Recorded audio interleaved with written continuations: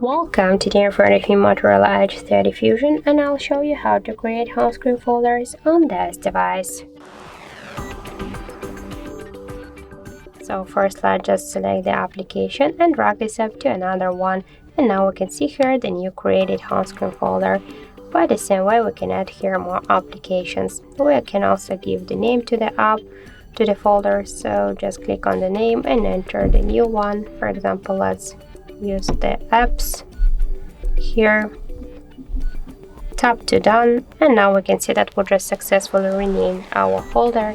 If you want to move this folder here on the screen, just hold it, and after that drag it with your finger. We can also move folders between the screens, and we can create a new screen with a folder. That's also not a problem.